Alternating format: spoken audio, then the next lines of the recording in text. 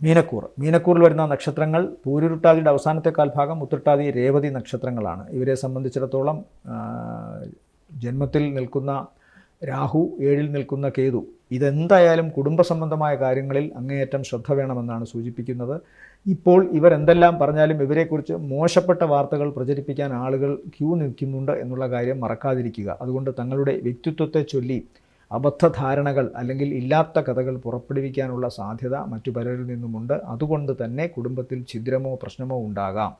2, 7ര ശനി തുടങ്ങിയിട്ട് 1 വർഷമായി കഴിഞ്ഞു. അതുകൊണ്ട് ആ ഒരു കാര്യം കൂടി കണക്കിലെടുത്തുകൊള്ളണം. സകല കാര്യങ്ങളിലും 7ര ശനിയുടെ ഒരു കറുത്ത സ്പർശം ഉണ്ടാകാനുള്ള സാധ്യത കാണുന്നുണ്ട്. എന്നാൽ ഇപ്പോൾ ഈ ആഴ്ചയിലെ ചലനങ്ങൾ നോക്കുമ്പോൾ 10ൽ അവർക്ക് ശുക്രൻ നിൽക്കുന്നു, ബുധൻ നിൽക്കുന്നു, ചൊവ്വ നിൽക്കുന്നു. അതുകൊണ്ട് കർമ്മരംഗം സജീവമാണ്. സാമ്പത്തിക നേട്ടവും കാണുന്നുണ്ട്.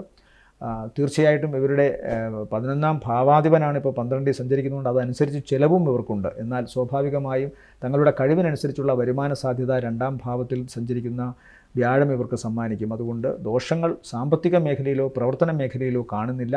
പക്ഷേ ഈ മേഖലയിലൊക്കെ തന്നെ തങ്ങളുടെ വ്യക്തിത്വത്തെ ബാധിക്കുന്ന തരത്തിലുള്ള ചില ഇല്ലാക്കഥകൾ പ്രചരിക്കാനുള്ള സാധ്യതയുണ്ട്.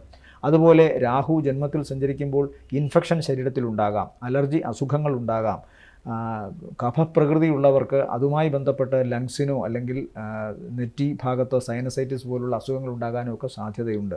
അങ്ങേയറ്റം കരുതലോടുകൂടി ഈ വ്യക്തികളും ഇവരുടെ ജീവിത പങ്കാളിയും ജീവിക്കേണ്ടതുണ്ട്. ആരോഗ്യപരമായി വളരെ സൂക്ഷിക്കുക. ഇവരെ സംബന്ധിച്ചിടത്തോളം ഈ ആഴ്ചയിലെ നല്ല ദിവസങ്ങൾ 6, 7, 8, 9 ആണ്.